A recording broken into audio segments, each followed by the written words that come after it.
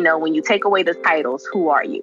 I change lives. That's what I do. Whether it be from the products that I offer on my website or speaking or through interviews like this, or even as a teacher and as an educator, I ultimately change lives.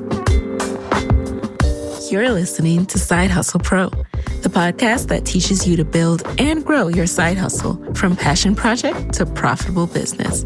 And I'm your host, Nikayla Matthews-Okome. So let's get started. Hey guys, welcome back to the show. Today in the guest chair, we have Zakia Blain, the founder of FBF. Zakia started her fitness journey due to extreme illness, and she was literally tired of being sick and tired. With no background in fitness, but plenty of background in every fad diet and weight loss trick around, she simply wanted to inspire others while helping them lose weight the right way. Through the creation of her international FBF weight loss challenge and FBF fitness apparel, she has managed to do just that. The term FBF is not about shame, but an empowering mantra for so many who want to give up during their fight to lose weight and get healthy. While on the journey to expanding FBF, Zakia discovered that her audience was interested in shapewear. So rather than promote another company's brand, Zakia decided to create her own, and with that, FBF Fitness evolved into FBF Body. The highly sought-after shapewear has taken on a cult following of its own, largely in part due to Zakia's open and honest method of sharing herself, actually wearing her shapewear and looking amazing while doing so. I first learned about Zakia as a result of the My Taught You retreat. When she introduced herself in the Facebook group, I had to go check out her brand, and I was blown away by how beloved the brand is by its customers. You don't see that with every brand. Then, of course, on the retreat, she was slaying every day, couldn't take my eyes off of her, and you know there is something special about you when, just by shining your light, you make people want to push back their shoulders and shine their own light, and you remind people to be comfortable in the skin that they're in. In today's episode, we will learn how she got started, how she works through having a chronic illness to grow her business, and the hard lessons she's learned along the way about hiring and more. Let's get right into it. Before we jump into the episode, I want to shout out the Color Noir app. Color Noir is the first and only coloring book app devoted to all things melanin and Black girl magic. It's created by Moyo and I, and we are so excited to see the impact it's already having. Thank you for sharing the designs that you've colored with us. Thank you for sharing the app. And if you haven't checked it out yet, head over to your iOS app store, search for Color Noir, that's Color Noir, and enjoy. And make sure you hit subscribe so you can get the new design drops each and every month. And don't worry, Android folks, we got you. It's coming so soon. Thank you for the support. Keep on coloring. This episode of Side Hustle Pro is brought to you by Podcast Moguls. Have you been looking to start your podcast? Or have you started your podcast, but you're just not seeing the downloads you expected? Well, I encourage you to head over to podcastmoguls.com for my next masterclass on your first 1,000 downloads.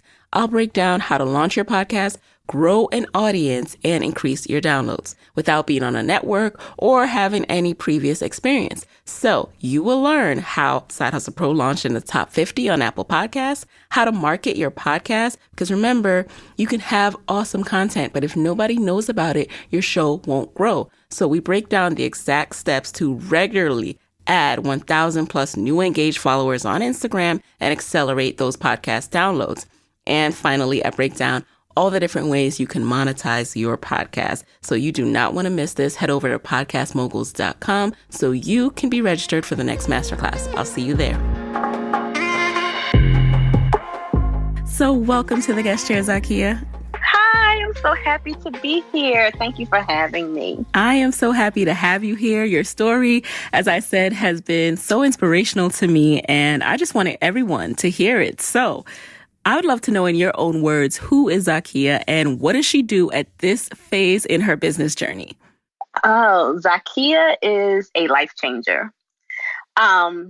It was funny because remember at the retreat when Debbie had opened up with the meditation? Yes. And she said, when you take away the titles, who are you? Who are you? And I was happy that I could still say I'm a life changer. I don't say, of course I am a mother, I'm an entrepreneur, I'm a retired school teacher, but I change lives. That's what I do. Whether it be from, the products that I offer on my website, or speaking, or through interviews like this, or even as a teacher and as an educator, I ultimately change lives. I love that. You are so right. Yes, you do. And it's so important that we remember who we are without titles, because not everyone can say that. Not everyone can say that. That's the first thing. People are like, what do you do? And we get so accustomed to defining ourselves by our title, some title that can be taken away, by the way. So now you touched on a few of your career paths, and it's interesting to me because you've gone through a few fields, right? You were finance, you were teaching. So what did you study in undergrad, and what was your initial career path? So in undergrad, I actually have a degree. I have a BS in education, early childhood education to be exact. However, I initially wanted to be an interior designer. So I went to school for that as well. And I went to school for psychology because then I wanted to be a psychologist. The funny thing is I have no formal business training whatsoever. So I never intended to be an entrepreneur. That wasn't my path. Not what I thought was going to be my path. That was what God had in store for me. But yeah, I have a degree in education. So that was my initial path. And did you become a teacher right after undergrad, or did you dabble a bit in, interior design or psychology? Well, I became a teacher right after undergrad. However, while I was in undergrad, I was working in finance at HSBC. So I started working for HSBC when I was 19 in customer service, and quickly got promoted to a customer service manager by the time I was 21.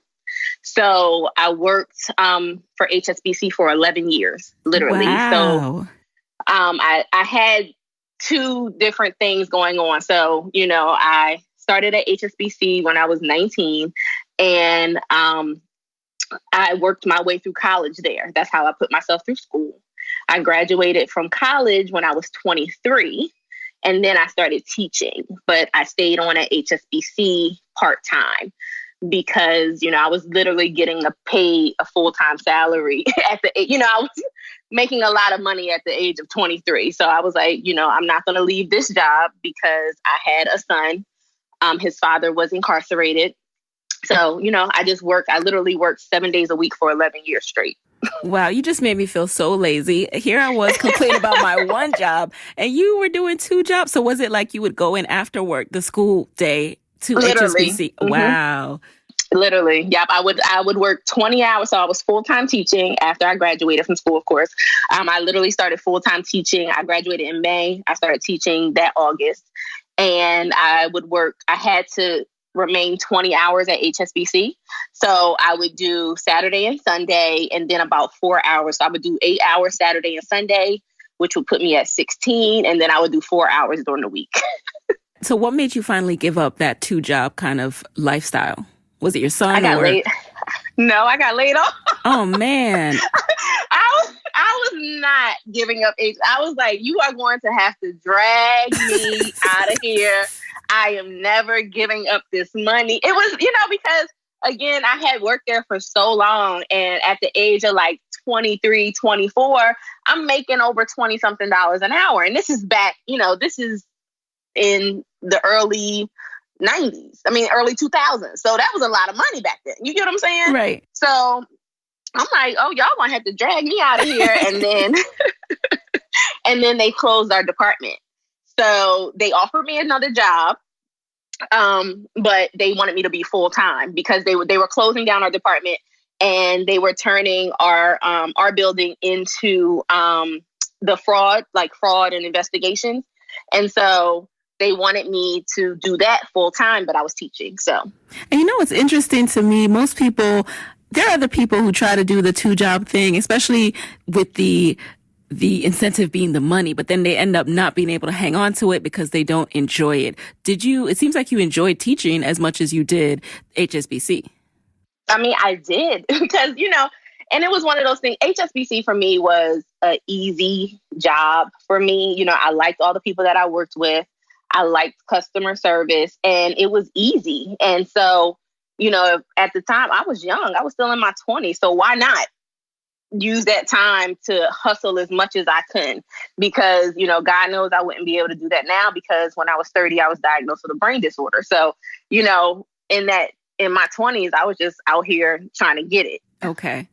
And what age range were you teaching at that time? What grade? Middle school. Oh, okay. So I taught middle school my whole teaching career. So I taught for 11 years, and then I retired at 34. Retired at 34. Yes. You mentioned the brain disorder, so I'm guessing that had something to do with it. What is the disorder, and how did it impact your life? So I was diagnosed with Chiari malformation when I was 30. I'm about 30, 31. It's been about 10 years now. I started having really, really bad headaches and vertigo and migraines and things of that nature. And, we did testing and found out I had Chiari. And what Chiari is basically that you have fluid on your brain, and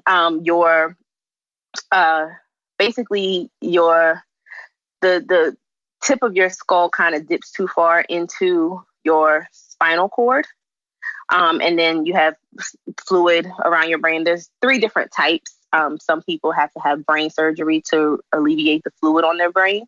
I fortunately did not have to, but there are so many other side effects. I have really bad memory loss, vertigo, migraines, nervous system, cognition. So if I repeat myself or say I forgot something, don't be mad.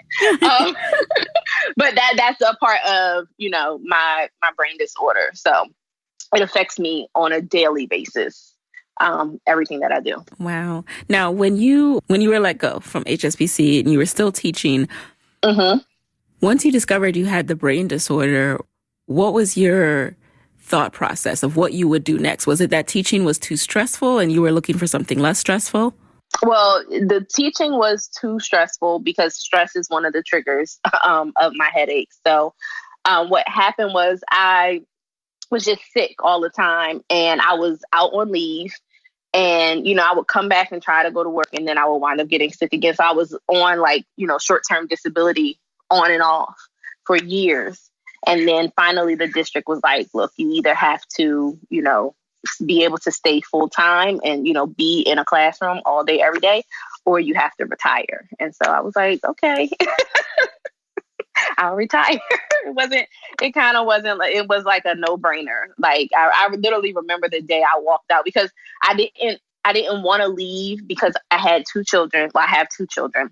And because of my medical issues, I needed my insurance. And so, at the school district, my insurance was amazing.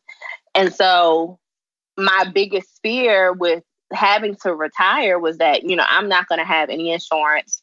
I'm not going to be able to go to the doctors like I need to and get my medication. So that's why I held on for so long. And then I was out on leave for a while, and I had came back, and my principal, he was like, you have to go down to 3rd grade or something of that nature. And I don't teach 3rd grade. Is middle school better than 3rd grade? I think middle school is the pivotal age for children. And I always wanted to help children in that pivotal age of finding who they are and just remembering what it was like to be in middle school and be a girl and not really knowing, what to do or have anybody to look up to. That's where I felt I had the most impact at. And I don't necessarily like little kids. So, that middle school was just my forte. So they were like, you have to go teach 3rd grade. And I was like, oh, no, I'm not going to do that. I was like, yeah, I'm going to sign my retirement papers. And I walked out and I left. What was the plan at that point? There was no plan. Retiring there at was 34. No plan. So you were going to live off your savings while you figured it all out? Exactly. I was just going to pray and make sure, I literally had no plan at all. I did, because I walked into work not thinking that I was not going to leave that day. I had no intention. Like, I walked into work ready to work. Like, you know what? I'm going to stick it out. It's going to happen. I'm going to stay here until, God gives me a sign. And then God gave me a sign that morning. And I was like, you know what? You just have to step out on faith. And the crazy part is that this was March. I think it was March 14th.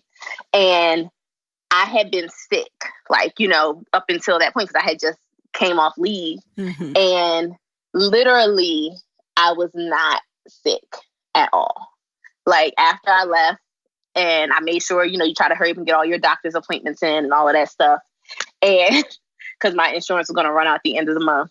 And I literally was not sick again until like that October, which is when I was able to actually get insurance. That is very telling. And also shout out to God for holding you down until you got insurance again. Exactly. Wow. So when did you start FBF Body? What was your mission at the time? So FBF was started before I retired. So I had FBF at the time.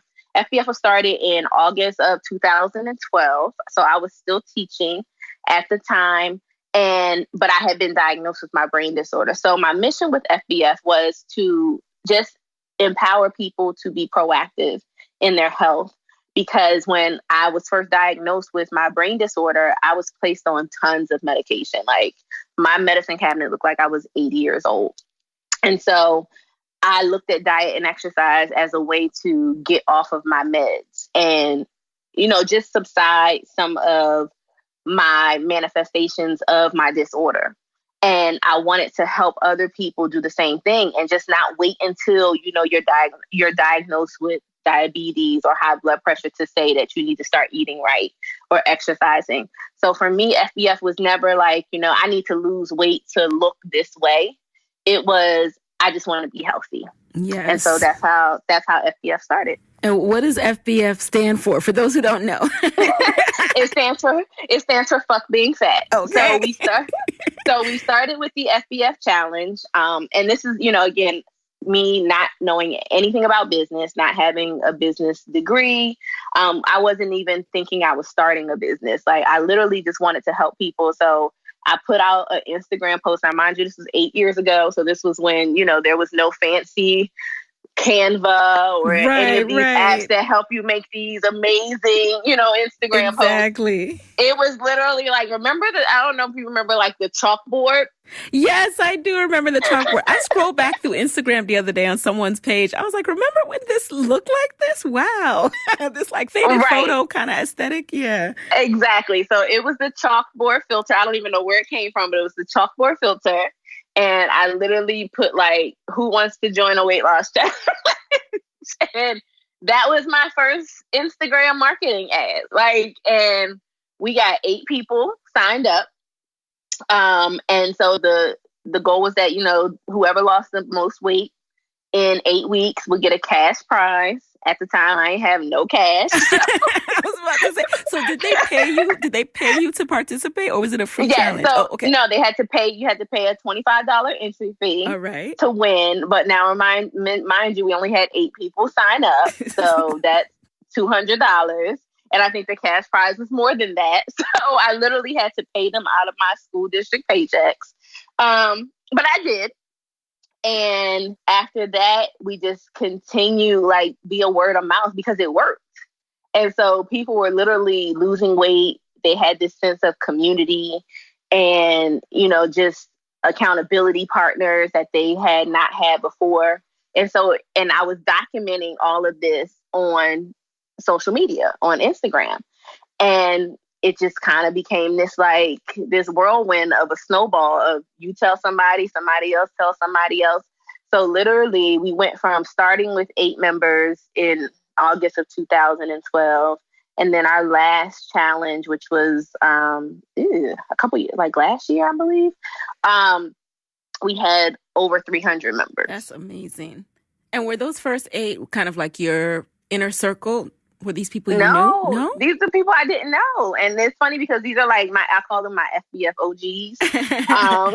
Literally people. And the crazy part is a lot of these people have gone on to have their own, health and wellness businesses. And we were at a yoga. My friend has a yoga series called Vibes and Vinyasa here in Philly. And a lot of my OG FBF members are there. And they were like, you're the blueprint to all of this. And you helped us get started. So, leaders create other leaders. Yes, I love that. And, a lot of times people are so worried about what oh, this person is stealing my idea, or this person is doing something that looks like me. But, for me, it's like I passed the baton because I don't do that. I don't do the weight loss challenges anymore. So if somebody else is like, they want to pick it up, go ahead, pick it up. It's all you, boo. I've retired out of that at this point. Mm-hmm. But, I'm always happy when I can see people who have been a part of FBF, and I get messages all the time, like, if it wasn't for you and your weight loss challenge, I would have never got on my healthy lifestyle journey.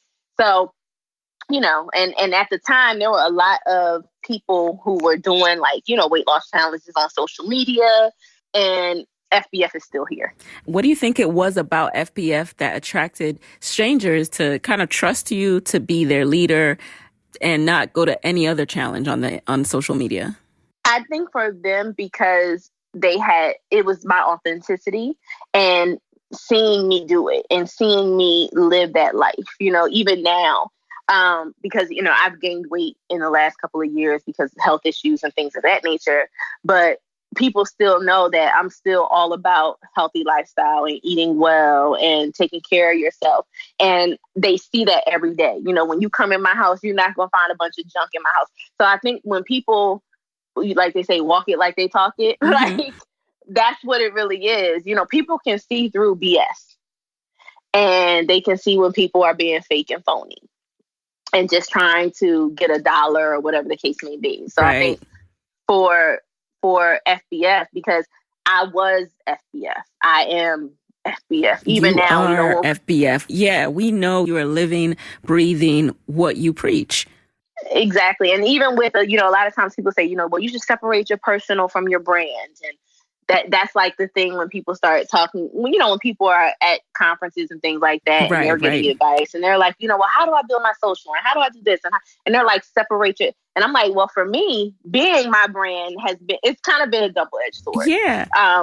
Because it made FBF what it is, even now with, because even though we don't do the weight loss challenges, but, I use every product that I sell. I wear my shapers. I'm the ones who doing the shapewear video. Yes. Oh, see, now you jumping ahead, Zakia, because I do want to know, at what stage did you transition from the challenges to shapewear? Were you making enough money with the challenges to then turn it to a full-time business, or did that not happen until shapewear?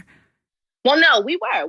FBF has always done pretty well. And, for me, as someone, everybody's business goals are different. Mm-hmm. And for me, I want to be able to live a financially free life and make sure my bills are paid, make sure I can send my kids to school and things of that nature. So we were turning a profit. Now, when we first started those first couple challenges, I remember having a negative $2.72 in my account. Like, I literally have a screenshot of it. Yes, I saw that post on your Instagram page to remind me that, yes. Oh, girl, you was broke. You was, but again, that was another lesson that I had to learn in just, managing my money properly. So, we started to make a profit after a while.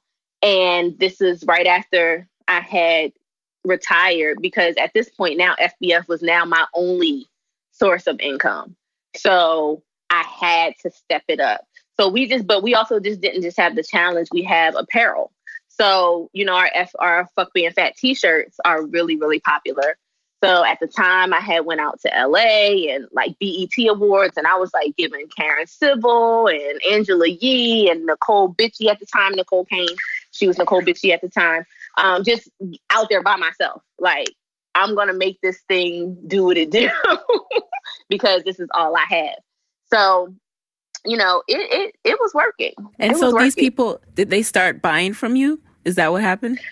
Well, yeah. Well, what happened was I already had a built-in base for apparel because we already had the challenge. Right. So the apparel came out of requests from my challenge members because they wanted something that they could wear to the gym. They wanted something, that you could just build the camaraderie because, if you see an FBF t-shirt out on the street and you see somebody else with one, you're like, hey girl, you get what I'm saying? Right. Or it's something that you're like, where'd you get that? I want one. Exactly. Where'd you get that? I want one. So, I remember even like my business cards, because they had Fuck Being Fat on them, and everybody was like, whose business card is this? And of course, here I would come. Hey, it's me. So, and then also at the time, my cousin was doing Selena Johnson's hair, and she was on R&B Divas, and my cousin was wearing a FBF sweatshirt when she was doing her hair. And so then Selena was like, again, where'd you get that from? I want one. Because, anybody who has struggled with weight, is on a weight loss journey, fuck being fat is really what they want to say. Yep. Like in their head, they're like, I'm over this. I'm tired of it. Fuck being fat. And literally that's how the term came about. I was literally outside. I was teaching at the time. Me and my coworker, we were out walking, because we would like walk every day. And it was like 90 degrees. And she was like, man, it's hot. She was like, man, fuck being fat. I was like, man, fuck being fat. Yeah, that outdoor workout is another level of frustration. Like, I know I'm not in the sun and it's still fat. Like, what? Exactly. Like, what am I doing? And so it just resonated with so many people. Now, again, this was it'll be 7 years in August. So this was 7 years ago. And so at the time, it just really, really resonated with people. And then so I sent her a sweatshirt, and she started wearing it on R&B Divas. And so, when they do the confessionals on reality TV, she would literally have an FBF shirt on every time. Oh, wow. Now that is good. Now that is good promo. Right. The And so then she video, okay. Exactly, the confessional. So then, of course, because I'm very social media savvy, when she would be on, like when R&B Divas would be on, because this is when Twitter was popular too, people would tweet her like, where'd you get that from? And here I would come swooping in. Hey, it's me. You can get it right here. I take advantage of all of my promo. Look, all of my free promo, I'm right there. I'm like, hey, let me tell you where. And so I would literally just do that all the time. Yes. You said it finally started being profitable after a while. Now the t-shirts are picking up. At what point was it like, oh, this is a comfortable living? Like, this business I'm not looking for another job. I'm not going to keep on, thinking of this as like something I'm just doing as a temporary thing. Like, this is going to be it. Well, since I left, there has never been I've never thought about I can't work. So yeah. I've literally never thought about getting another job since I stopped teaching. FBF is everything that I know. And so for me, if I was making more than I was making teaching, that was okay. Or even if I was making the same amount of money, you get what I'm saying? Like, for me, when I first started FBF, I just wanted to supplement my income and make sure that I could, keep up with my bills. I've lived in the same house for 13 years. So, my mortgage has been the same. My bills I've had the same bills for the whole time that FBF has been in existence. So for me, I just wanted to be able to, at the time when I was teaching, I was making about, $80,000 a year.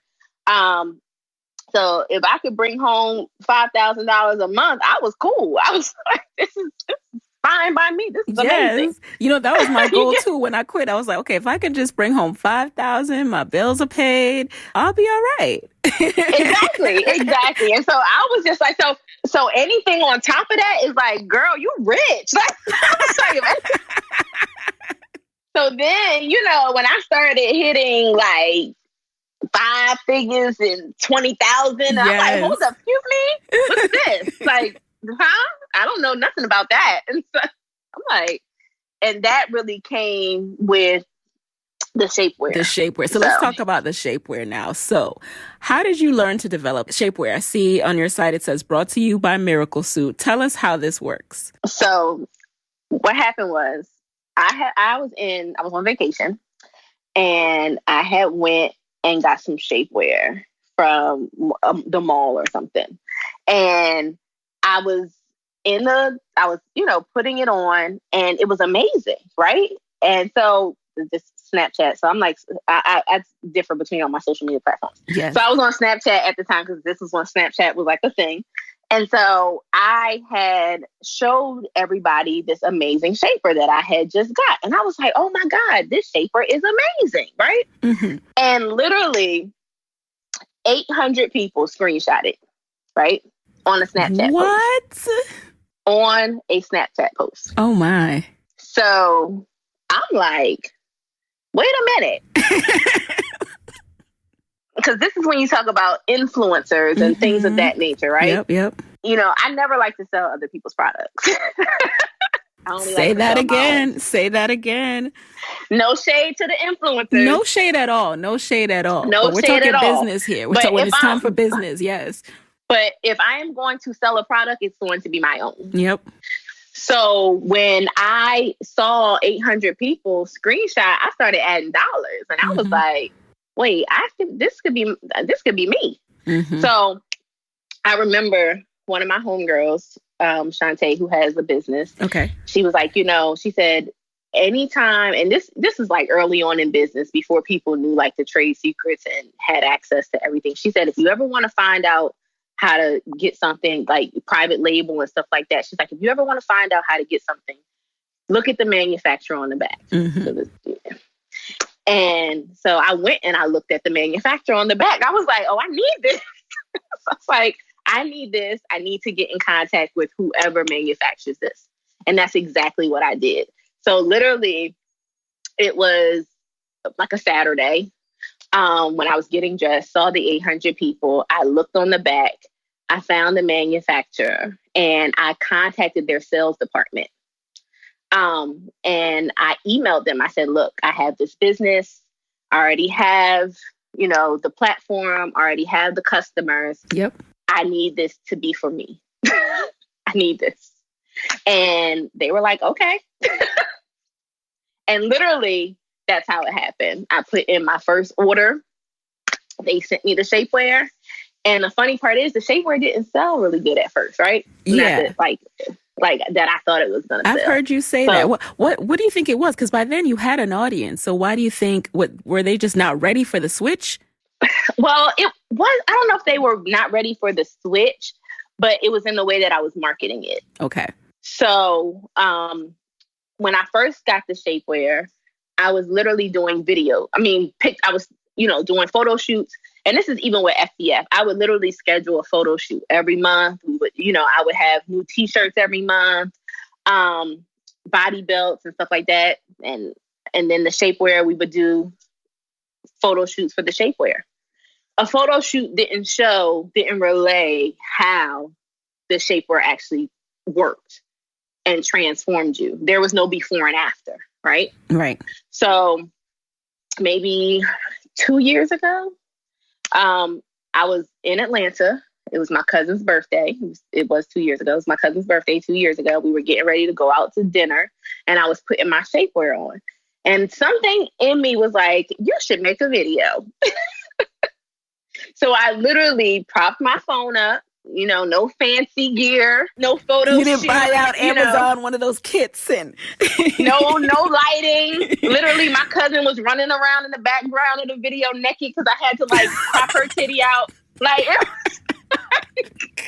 She was getting dressed. I was getting dressed. I had my scarf on. I was like, let me just do a video. Did the video and literally boom, that was the change in trajectory. So went from selling maybe 50 pieces a month to now not even being able to keep, we can do $100,000 in sales in a month. Listen, I just want to pause just to recognize and clap for you, because that is amazing. And I love that you recognize what wasn't working. Sometimes we tend to, from the outside looking in, see what other people are doing, and we're like, oh, that must be working, so I'm going to do that. But then you realize you really have to study. And you really have to take time because sometimes even though it looks like it's working for somebody else, it might not even be working all that great. They might not be profitable. Those might just be pretty pictures. And so I love that you discovered and tested that video and realized, you know what? When I'm here in my bedroom with my makeup, all in the background across the bed and, not great lighting, this is actually what people want to see because then they believe you. They know it's for real. They see you. Exactly. And they know it's for real. They know, like, I'm literally putting my clothes on just like you. And the same way every woman gets ready, with their homegirls or whatever the case may be, or by herself, getting ready, try to make sure her outfit is banging and she is snatched and she looks good. That's exactly what I was doing. Hey guys, it's Nikayla here with a quick word from our sponsors. So the number one question I get about side hustling is, how do I get started? And the other day, I decided to kind of take inventory of what I was doing in my early days of side hustling. How did I get started with Side Hustle Pro? And the biggest thing that stood out to me is that I was always investing in skill and personal development.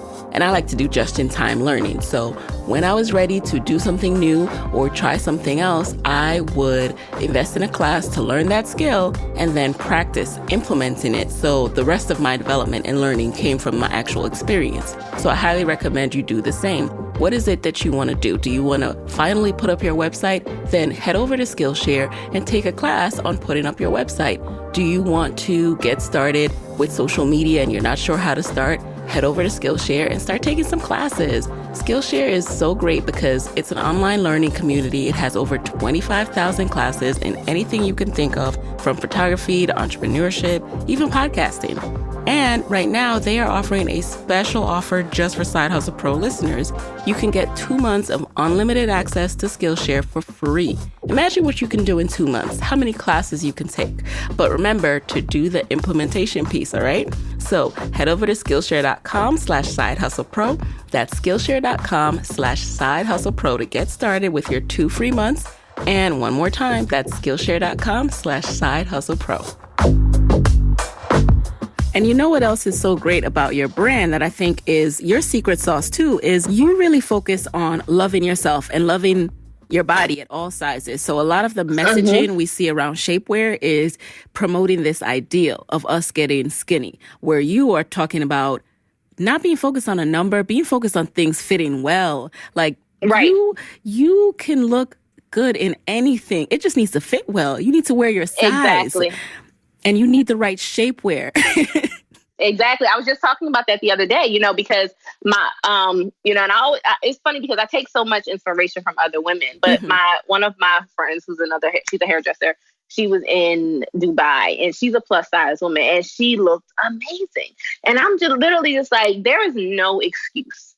I don't care, because what happens to women, unfortunately, is that they get into this hole when they are not in the body that they are used to. Yep. Not that they think they should have, but they are, but they are used to, and this was even with the thing with FBF, people thought FBF was just for plus size women. And I'm like, FBF is for any woman who is not comfortable in her skin. And I know women who are 120 pounds who are not comfortable in their skin. I know women who are 340 pounds who are not comfortable in their skin, but we all go through life and things happen in our lives. You have children, you get diagnosed with something, or, you get into an accident and you don't have the mobility like you used to. Yep. You might put on a couple pounds and it might not be the body that you're used to. If you've been 120 pounds your whole life and you gain 20 pounds, girl, that can be devastating. It can be devastating. And so what happens is that women tend to get into this rut and they literally will torment themselves every day by going to look inside of a closet of clothes that they can no longer fit. And we think in our heads that, oh, this is my goal. This is my goal. I'm going to get back to this. But every time you walk in that closet and you can't fit it, you are tormenting yourself. Yes. That is messing with your mental health. Instead, go get you some clothes that fit, homegirl, and get you a shaper. I think I finally reached that point in my life this year, really, because yes, I used to hold on to this one dress and I'm like, girl, it was the get dress. Rid of it. Yes. It was a dress I had on in my profile picture when I met my now husband. And I was like, I'm going to get back in this dress. I was like, you know what? This is not me. Like, that was a different Get you a new Nikayla. dress. And I could get another dress. I don't want to be that girl anymore. Like, look good in the skin you are in. Focus on that. And exactly. I like what you said about the 120 pounds too, because actually the first time I ever wore shapewear, I had to be like a size 4. It was like my spring formal in college. And the dress just needed to be smoothed out. And I was like, oh, this is amazing. This shapewear stuff. Like, exactly. Just like that. You're smooth underneath your clothes. So exactly. wear your and people size. think, you know, the stigma is that only plus size women wear shapewear. They're trying to trick men and, you know, I just want to be pulled together. And that's the same thing. You know, when people say that about women, I say, well, women wear bras too. I said, and look, when you take most women, when they take them bras off, them things go down south. So if you want to talk about somebody lying, you just might as well say women lie all day, because nobody's breast is sitting up. There are some people, but most people, they're going left, right, side to side, down, left, right, side, anywhere side, but up, down, anywhere but up, anywhere but where they are in that bra. So don't think of it like you're hiding. Because I'm like, shoot, my man will put my shaper out on the bed and be like, "Oh, you wearing this? Yes, I am. Thanks." Put it out next to my dress. I'm going to be wearing it today. Yes. So. It's about what makes you feel good. Mm-hmm. And was it hard getting the exact thing you wanted developed? Did you have to send it back a couple of times, or was it easy working with the manufacturer? It's easy. You know, samples are hard and samples are expensive. Like right now, I'm literally going through the process of another new product that we're having, you know, for our apparel line, because we still do T-shirts and apparel and things of that nature. Not just the shapewear. And so I still want to stay loyal to, you know, our true diehard FBF who is in the gym, because that's what we still do. We are still like, you know, and I changed from FBF Fitness to FBF Body because I just wanted to encompass everything. Yes. Not just the fitness aspect of it, but are you mentally well? And I just felt FBF Body fit everything that we do. And our mission is still to empower people to live their best, most healthy lives. So, you know, samples, you know, like we get one sample might not fit, the other sample fits. And then you're like, okay, yes, I got it. And then, you know, you want to make sure that it launders properly. So there's a lot that goes into everything, because literally every product that we have, whether it's our body belt, our body oil, our shapers, I'm literally hands-on with everything because I use it. And that's literally how everything has gotten started. Even our detox tea that we have, our FBF tea, again, I made the formulations. I just want things to be right for people. And I think that's one of the other reasons why we do so well, is because people know I'm not giving them BS. Right. How do you feel about putting yourself out there in your stories and on your page? Do you ever get exhausted of sharing your life to market your brand? I do.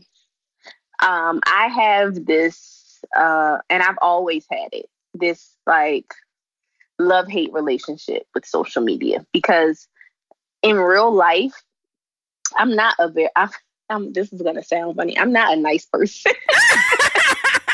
Sorry, y'all. I know I'm laughing a lot in your ears this episode, but you know what? It's hard to be as patient as you need to be on social media. So yes, I can get that. And in real life, I'm not patient at all. Mm-hmm.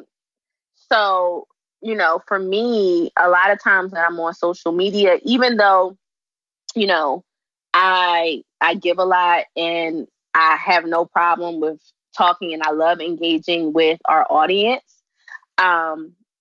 I've gotten to a point now where I just feel like people don't respect boundaries. And they feel like because they've purchased a product from you, you know, they supported your business, that you owe them your firstborn child. And that, you know, because there are some people who are on social media who do that. So it's kind of like when you are in a sea of social media, right? And you have one brand or business or person who, you know, answers everybody's questions and, you know, tells everything and has no boundaries, right? And then you have another person over here who has a business as well, but they have boundaries. Then it's like, oh, well, this person over here is nicer than you. Or you get what I'm saying? Right, right. And they're going to give me everything I ask for. That's okay. You need to be over there. I am going to, I say this all the time. You have to advocate for yourself. And I will unapologetically advocate for myself every day.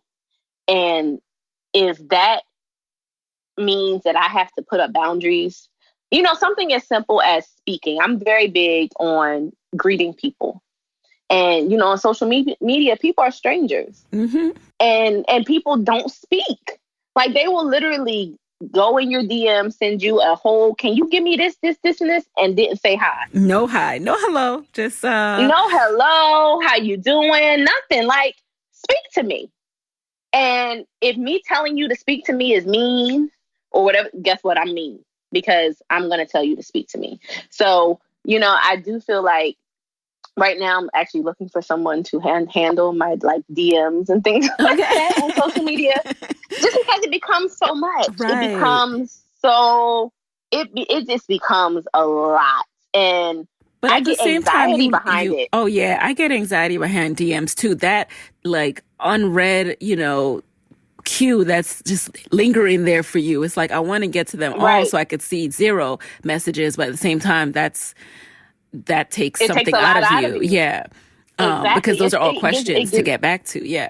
It gives me anxiety. And because I actually do suffer from panic anxiety disorder, it's like, it's a mental health thing for me, because a part of my brain disorder is that I have these other mental health things because my brain is not right. So how do you balance the selling on social? Because I think you do it so well in you're telling people about the product, you're making it clear, accessible, and it's so important to your business. How do you balance setting boundaries but also selling?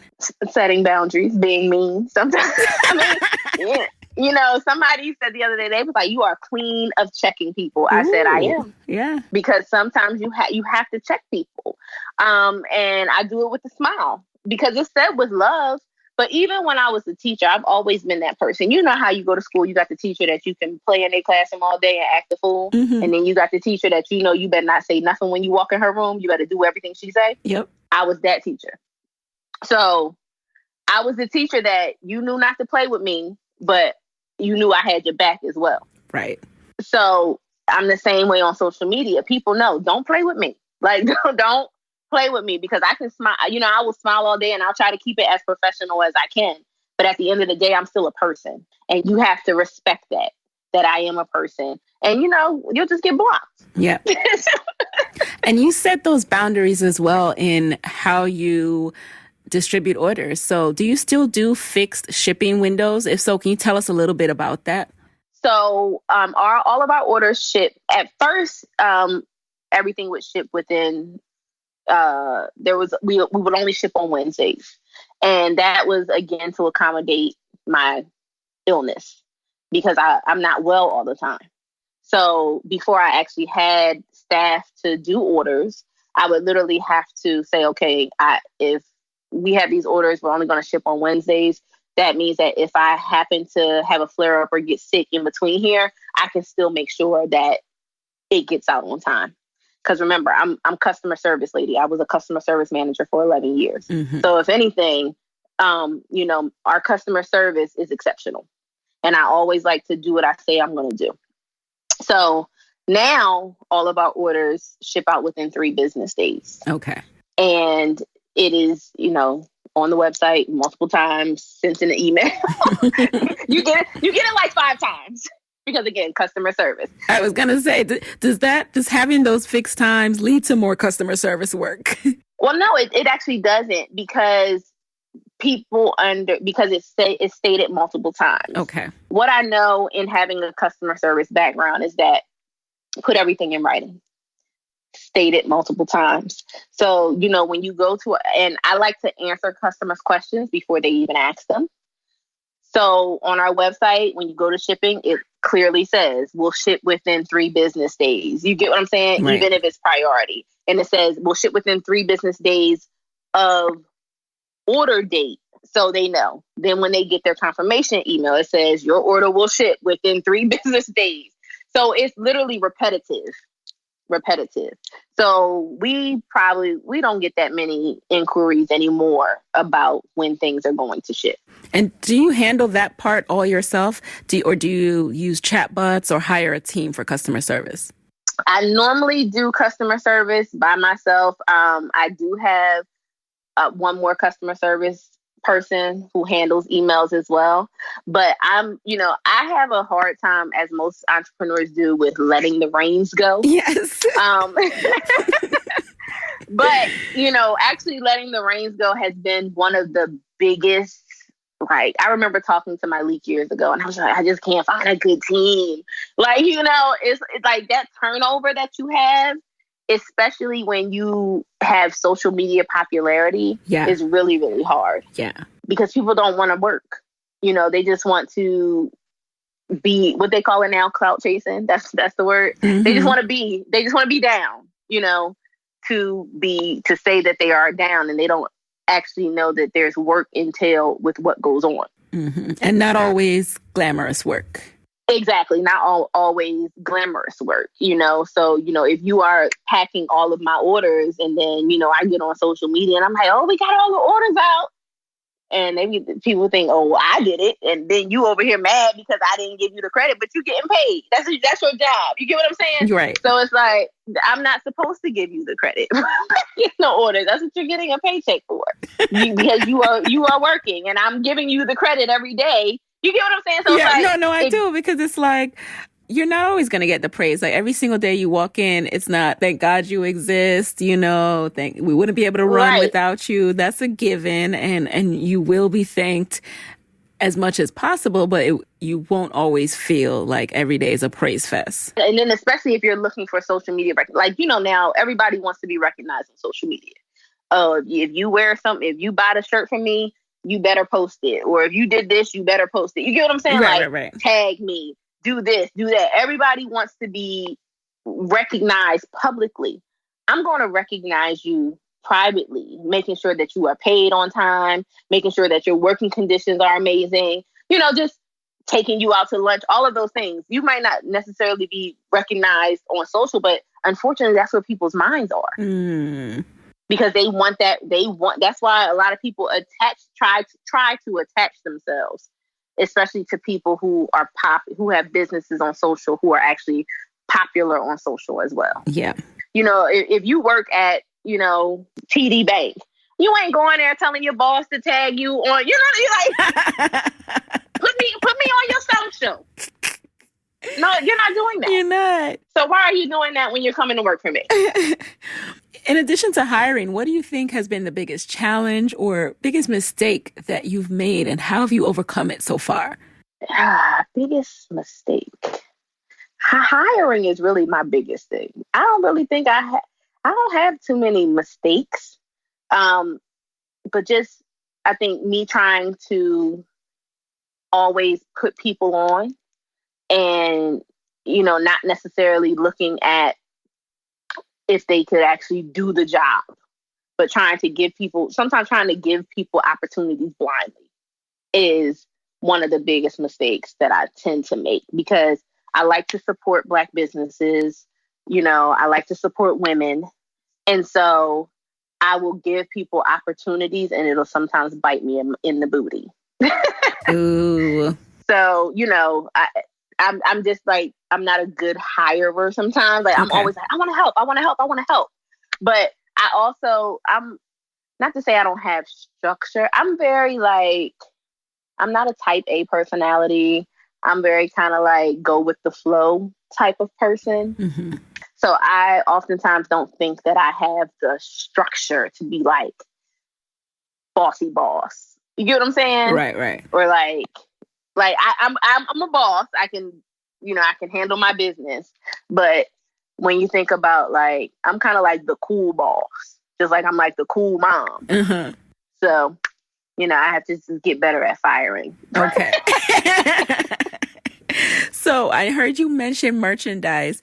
What is next for FBF Body? Before we jump into the lightning round, we still have the lightning round, but what is coming up next for you? Well, we have our new athletic apparel coming out, which will be in a couple months because, that takes time. Like literally from beginning of inception to idea to actually ending up in shipping and receiving is crazy. So that's coming up, and just continuing to do the work that I do, helping women feel confident about themselves, loving themselves, and just more merchandise. We're at the tail end. I have an exit strategy. So, I'm just planning to bust it out for the next 3 years. Okay. Oh, we have to talk about that. You can't just drop that real subtle like that. What do you mean you have an exit strategy? So is this something that, what does that mean? So again, I have a brain disorder, and a lot of this takes a lot of toll on my health.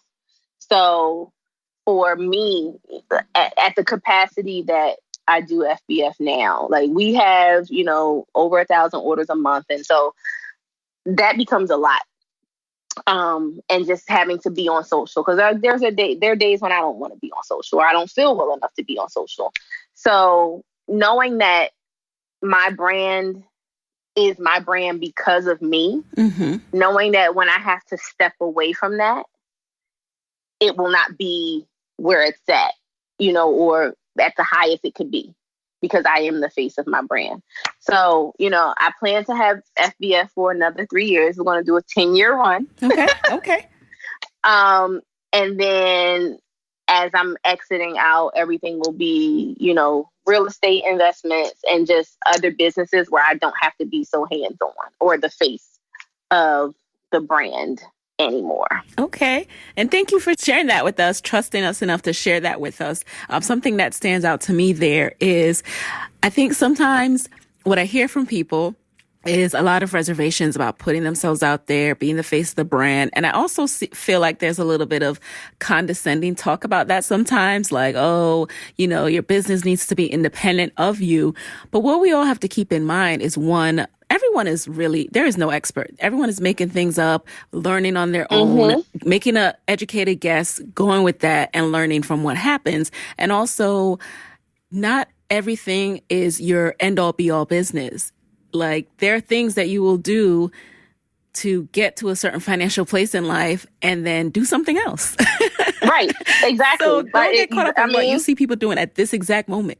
Exactly. It's not because again, this was never my plan. This was God's plan. And I feel like God has used me in such a way, just all throughout my life, whether I was teaching, just to be able to impact people's lives. Right. So whether it is FBF or because, our real estate, we are literally, I'm trying to buy back as many blocks as I can. And just provide housing for single mothers, just being a single mother myself. So you just go from one, you have to pivot and you have to change in life and just do one thing, and even people say your brand has to be independent of you. But, if there was no Beyonce, her music would still sell, but she is Beyonce. Yep. You get what I'm saying? So she's Beyonce. And I think too, speaking of that, and we're going to get into the lightning round, y'all, but speaking of that, even Beyonce sees things struggle when she's not all the way there for it. Look at Ivy Park. Like, it always goes through a surge when she does full on focus on it. But then when she, isn't really focused on it, like, people aren't thinking about it. And, that's why she's done the Reebok partnership. So there are a lot of big brands who need to have that ambassador or have it centered around them. And the final thing I'll say there too is you've just reminded me of this concept of paying your dues. We all have to do it, like when you intern or when you start out as an assistant before you become supervisor. There are certain businesses that you pay your dues with so that you can do what you want to do.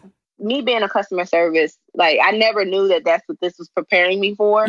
But just working at HSBC for 11 years and being in customer service literally prepared me for what I do now, because one of the main cornerstones in any business is your customer service. Yes. And, my customers will tell you, I don't believe the term the customer's always right. But I know you don't. But we will have a fair discussion. Yes. And we will discuss what's going on because, working in customer service all those years, no, the customer's not always right. They're not. It's just a fact. Yes. That customer is always right. That's a ploy. It's not a fact because customers can be very wrong. You get what I'm saying? Mm-hmm, but you just still, that does not negate, or that does not mean that you address them in any different way. You still give them amazing customer service, even if they are wrong. Yes. And people will respect you for that and respect your business for that. And so I think that's another reason why we do so well is that, I try to make sure that everything I say is the truth. If we say we're going to get your order to you by this time or shipped out, it's going to happen. We're not holding on to your money. Like, we just stand by everything that we say. Yes. So. All right. Now let's jump into the lightning round. You just answer the very first thing that comes to mind. You ready? Okay. All right. Number 1, what is a resource that has helped you in your business that you can share with the Side Hustle Pro audience? I would say a resource is friends. Other entrepreneurs have been amazing resources to me. And so I think we need to talk more as entrepreneurs. And remember at the retreat when Lovey was like, we sit down, we talk about how much everybody's getting paid and all of these things. We don't keep those things secret, because if I'm over here getting $10,000 for a gig and this same person is trying to hire you and only pay you $1,000, we need to talk about that. Right. We need to talk about that. We need to see why there's such a discrepancy in the pay. So just other entrepreneurs, like I said, how I got the shapewear was from another friend, another entrepreneur who says, Zakia, this is how you get on with private label. This is what you need to do. So a lot of other resources have been other entrepreneurs. All right. What about business books? What's been the best business book that you've consumed this year or even in life? The Go-Giver is a good one. Love that book. And as I was reading it, I was like, oh, that's me. I was like, I already do these things. It's the Go-Giver, you said? G-O? The Go-Giver, yes. Oh, okay. It is an amazing book. It has 5 laws that it's like a parable. So it's a really short read. It's only like 120 pages. But it's a parable of this man who couldn't get his business together. And he was wondering why his business wasn't succeeding. And so he went to learn all these different lessons about business. So, there's 5 parables: the law of value, the law of compensation, the law of influence, the law of authenticity, and the law of receptivity. So, and as I was reading it, I was like, oh, I do all of that. I'm authentic. I have influence. I compensate. I provide value. A lot of times people don't understand, even with me selling stuff, people don't necessarily come to my page for shapers or come to FBF for shapers. They're literally like, oh, I followed you because I wanted to buy a shaper, but I get so much more from you every day. Just in providing value to people and giving them something that they're not necessarily knew they needed. We talk about all kinds of stuff. We talk about money. We talk about savings. We talk about shapewear. We talk about relationships. Yes. We talk about single mothers. We talk about all kinds of stuff because this is the life that I've lived. Yep. I've lived all of these things. And so that provides value to people. And so when they think when I do have a sale, they're like, oh man, that helped me with this. Let me go buy a shaper. You know what I'm saying? No, I get it. You get my right. So that's the law of value. And you also have to be a giver and able to receive. And a lot of times people don't know, every Friday I give away a $50 gift card on our website, for our secret emoji contest that we have. I do a lot of donating behind the scenes that people don't necessarily know about all the time. So I think that's also why you can't get anything with your hand always closed. I love that. What about number 3? What is a non-negotiable part of your morning routine? Prayer. Pray before I open my eyes. Okay. Number 4, what's a personal habit that has helped you significantly in your business? Boundaries. Having boundaries and being very clear with what those boundaries are, even with business. If you say your business hours are from 9 to 5, those are your business hours. Remember on Five Harvest, he was like, my business hours are from 9 to 5. He was like, come back and see me during my business hours. They are from 9 to 5. But that keeps you sane. Like when you set boundaries and you stick to the boundaries that you set, then people respect you. Yes. And they will adhere to those boundaries. Like, okay, this is business time. It's 9 to 5. That's when you can contact me. I'm not all around the clock. Just come hit me up and all method. I didn't start working at 9 to 5 so I could be working 24/7. Yes. I didn't do that. Nope. All right. Final question. What is your parting advice for fellow women entrepreneurs who want to be their own boss, but are worried about losing a steady paycheck? Save your money. Because see, here's the thing. When I stepped out on faith, I didn't save any money. So, I was just like, I'm going to just ride it till the wheels fall off. I'm going to just bet on myself. So a lot of it is, but now, I'm a very, very, very big firm believer in at least trying to save so that you can get the business started, but you don't have to, because I started FBF with $0. We started our apparel with $75. So, to go from $75 and then hit $1 million in sales last year, that it can be done. But if you're going to do it, you got to do it. You can't play with it. You got to be all in. All in. Well, thank you so much for being all in always in all that you do, sharing yourself. I know it's not always easy. I know it is exhausting, but I personally, I just want to let you know that your light and your magic shines, and it's touching people in ways that I can't always necessarily articulate, but I just know when I learned about you, through intros in my Taught You Retreat Facebook group, and I, went to your page and was exploring more about you, of course, met you, but I was just like, oh, wow, she's like amazing. Like, how come I've never heard about this? And, you're not just talking about your shapewear all the time, but when you do talk about your shapewear, it's like, oh, that's amazing as well. So thank you for being willing to share your light with the world, especially with all that you go through, on the health front. Thank you so much. I feel I've enjoyed this. I feel like you've laughed a lot. I know. Gotta keep me out. I'm sorry, y'all. I've laughed a lot, but you all get the real reactions, real time. So I'm sure you're laughing too at home. I hope so. Right, because that's what I want to do. I want to just put a smile on people's faces and just let people know that everybody is worthy. And sometimes we get so stuck in life, and because life can beat you down. Yep. But trust me, for anybody who's listening, my story is a story for the ages. And if I'm still standing, you can still stand up too. Yes. And so where can people connect with you after this episode? You can find me on all the socials at FBF Body. Website is FBFFitness.com. And yeah. All right, guys. So there you have it. Hey, thanks for listening. Now stay connected in between episodes by texting Side Hustle Pro to 44222.